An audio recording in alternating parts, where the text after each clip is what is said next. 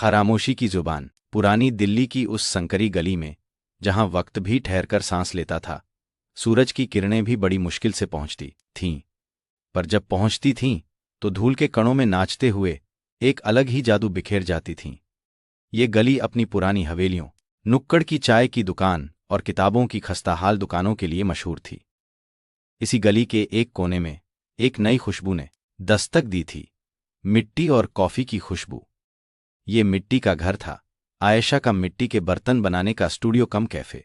रोहन, एक वास्तुकार जिसकी दुनिया ईंट पत्थर और नक्शों में सिमटी थी, अक्सर अपनी शामें इसी पुरानी गली में टहलता हुआ गुजारता था। उसकी आंखों में एक अजीब सी उदासी तैरती रहती थी, जैसे वो कुछ खोया हुआ ढूंढ रहा हो, या शायद कुछ ऐसा जिसे वो कभी पाया ही न हो। वो जड़ों को देखता था, पर शायद ही कभी पूरी तरह महसूस कर पाता था। एक शाम उसकी नज़र मिट्टी का घर पर पड़ी। बाहर एक छोटा सा लकड़ी का बोर्ड लगा था, जिस पर सादी लिखावट में नाम उकेरा हुआ था। अंदर से आती धीमी रोशनी और मिट्टी की सौंधी सौंधी महक ने उसे अंदर खींच लिया। अंदर एक शांत, सुकून देने वाला माहौल था। मिट्टी की भीनी भीनी खुशबू हवा में घुल रही थी।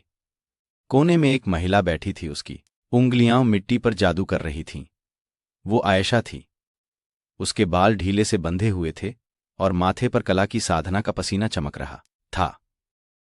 उसकी तन्मयता ऐसी थी जैसे पूरी दुनिया ठहर गई हो और वो बस उस घूमते चाक और अपनी उंगलियों के बीच की लय में खोई हुई हो। रोहन कुछ देर वहीं खड़ा उसे देखता रहा। उसकी आंखों में एक चमक सी आई, एक ऐसी चमक जो शायद उसने बरसों से महसूस नहीं की थी। रोहन ने एक ब्लैक कॉफी का ऑर्डर दिया और एक कोने में जाकर बैठ गया। वो अपनी कॉफी की चुस्कियां ले रहा था, पर उसकी निगाहें बार बार आयशा की ओर मुड़ जाती थीं। उसने देखा कि आयशा की उंगलियां कितनी नज़ाकत से मिट्टी को नया आकार दे रही थीं, कैसे एक बेजान सी चीज में जान फूंक रही थीं। उसके चेहरे पर एक संतोष था, एक गहरा सुकून। रोहन को लगा कि उसने शायद पहली बार किसी को इतने जुनून से अपना काम करते देखा है।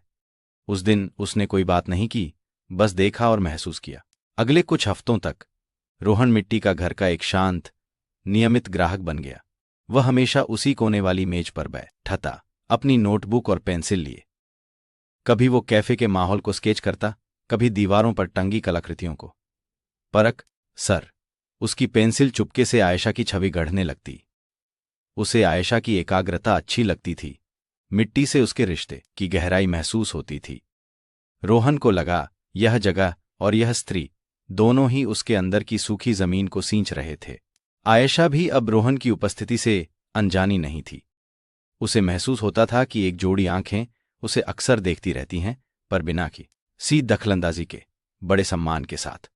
एक दिन जब वो मिट्टी को आकार दे रही थी, उसकी नज़र अचानक रोहन से मिली। एक पल को दोनों की निगाहें टकराईं। आयशा के होंठों पर एक हल्की सी मुस्कान आई, जो सवालों से भरी थी और उतनी ही सौम्य थी।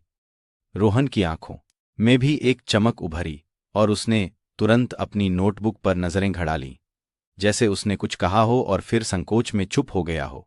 एक दिन रोहन ने हिम्मत जुटाई और आयशा के पास गया। उसके हाथ में एक छोटा सा सादा मिट्टी का कप था, जिसे वह उठाकर देख रहा था। यह कितनी सुंदर है, उसने धीमी आवाज में कहा। इसकी बनावट में एक शांति है। आयशा ने अपना काम रोका और अपने मिट्टी से सने हाथों को एप्रन से पोंछते हुए उसकी ओर देखा। हाँ, उसने मुस्कुराते हुए कहा, मिट्टी में एक अद्भुत धैर्य होता है। यह धीरे धीरे आकार लेती है, जैसे जीवन। उनकी आंखों में चमक थी। रोहन ने पूछा, क्या आप हमेशा से यही करना चाहती थीं? आयशा ने एक गहरी सांस ली। बचपन से मिट्टी ने हमेशा मुझे अपनी ओर खींचा है। यह उनकी पहली सार्थक बातचीत थी, एक शुरुआत। जैसे जैसे उनकी बातचीत बढ़ती गई, रोहन ने धीरे धीरे अपने दिल के कुछ पन्ने खोलने शुरू की। एक शाम चाय की चुस्कियों के बीच उसने बताया कि कैसे उसने एक बड़े प्रोजेक्ट में अपनी सारी उम्मीदें लगाई थीं, पर वो असफल रहा। उसकी आंखों में एक अजीब सी उदासी थी। कभी कभी लगता है हम जो बनाते हैं वो हमारे अंदर के खालीपन को भर नहीं पाता। उसने एक पुरानी प्रेम कहानी का भी जिक्र किया, जो अधूरेपन पर खत्म हुई थी। आयशा ने उसे बड़े ध्यान से सुना, बिना किसी सवाल के, बस उसकी आवाज की उदासी को महसूस करते हुए। उसकी आंखों में सहानुभूति थी, जैसे वो उसकी भावनाओं को मिट्टी की तरह ही समझने का प्रयास कर रही हो। आयशा ने भी अपनी कहानी साझा की। उसने बताया कि कैसे एक कलाकार बनने का उसका सपना परिवार की पारंपरिक सोच से टकराया था, कैसे उसे अपनी राह खुद बनानी पड़ी। आसान नहीं था, समाज की उम्मीदें और कभी कभी खुद पर ही शक हो था। उसने कहा, पर उसकी आवाज में कड़वाहट नहीं, बल्कि एक दृढ़ता थी। पर जब मेरे हाथ मिट्टी को छूते हैं तो सब कुछ सही लगने लगता है। यसी इर्फ कला नहीं, यह मेरा जरिया है अपने आप को ढूंढने का। रोहन ने उसे सुन और महसूस किया कि ये दो अजनबी कितने समान थे। दोनों ने अपने दिल में कुछ गहरा दबा रखा था और दोनों को ही कला में एक अजीब सी शांति मिलती थी। एक दोपहर आसमान में अचानक काले बादल छा गए और फिर मूसलाधार बारिश होने लगी। बिजली कड़कने लगी और पुरानी गली में पानी भर गया। रोहन और आयशा दोनों मिट्टी का घर में फंस गए। बारिश की तेज बूंदें खिड़कियों से टकरा रही थीं, एक अलग ही संगीत रच रही थीं। आयशा ने रोहन के लिए अदरक वाली चाय बनाई, अपने हाथों से बने कपों में। वे दोनों पास पास बैठ गए। बारिश की आवाज ने उनकी खामोशी को और गहरा बना दिया। कोई जल्दबाजी नहीं थी, कोई बेचैनी नहीं थी, बस उस पल का सुकून था और एक दूसरे की नज़दीकी का एहसास। बारिश की वो शाम धीरे धीरे एक रचनात्मक मोड़ लेने लगी। रोहन ने अपनी नोटबुक निकाली और एक नई डिज़ाइन के लिए कुछ स्केच बनाने लगा। सोचिए, अगर इन कपों पर बारिश की बूंदें उकेरी जाएं, उसने पूछा। आयशा की आंखों में चमक आ गई। वे दोनों झुककर स्केच देखने लगे। उनके सिर एक दूसरे के करीब थे। कभी कभी उनके हाथ हल्के से छू जाते, एक अनकही सिहरन दौड़ जाती। उन्होंने घंटों साथ बैठकर डिजाइन पर चर्चा की, मिट्टी के गुणों पर बात की। उस शाम कला के माध्यम से उनके बीच एक नया सेतु बन गया था, एक ऐसी नदी जो चुपचाप बह रही थी। बारिश थम चुकी थी। रोहन जाने के लिए खड़ा हुआ। आयशा उसे दरवाजे तक छोड़ने आई। दरवाजे पर आकर वे एक पल को रुके, एक दूसरे के सामने। बाहर की ताज़ी हवा, धुली हुई गली और दूर जलती पीली रोशनियां, सब कुछ थम सा गया था। उनकी निगाहें मिलीं। उस एक पल में, बिना कहे, बिना छुए, एक दूसरे की आत्माओं ने एक गहरी बात कह दी थी। रोहन की आंखों में एक प्रश्न था और आयशा की आंखों में उसका शांत, स्वीकृति भरा उत्तर। यह खामोशी की जुबान थी जो दुनिया की हर भाषा से ज्यादा गहरी थी। अगली सुबह आयशा को अपने काउंटर पर मिट्टी के नए बर्तनों के पास एक छोटी सी सुंदर कविता की किताब मिली। वह एक मशहूर शायर की गजलों का संग्रह था। किताब के भीतर एक छोटी सी चिट्ठी, रोहन की साफ लिखावट में, बारिश में आपकी चाय और आपकी खामोशी दोनों ही मेरे लिए बहुत कुछ कह गए। यह किताब शायद उन अनकही बातों को एक जुबान दे पाए। आयशा के होंठों पर एक मीठी मुस्कान तैर गई। यह सिर्फ एक किताब नहीं थी, यह एक खड़त था, शब्दों से नहीं, एहसासों से लिखा हुआ। उस शाम रोहन ने आयशा को पुरानी गली में टहलने का न्योता दिया। सूरज ढल रहा था और आसमान नारंगी और बैंगनी रंगों में रंग चुका था। वे दोनों अगल बगल चल रहे थे। उनकी चाल में एक सहजता थी।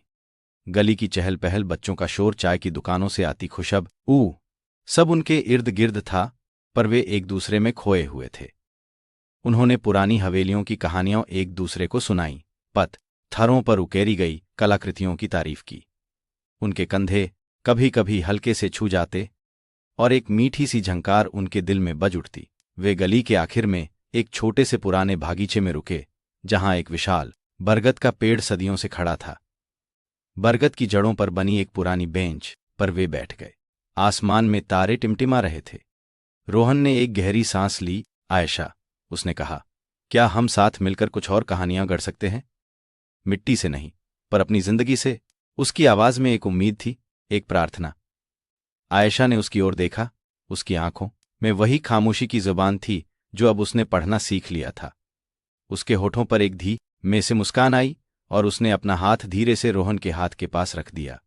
कोई शब्द नहीं थे, पर उनके हाथों के इस हल्के से स्पर्श में एक भविष्य था, एक वादा था। मिट्टी का घर लौटते हुए उनके हाथ अब अनायास ही एक दूसरे की उंगलियों में पिरो चुके थे।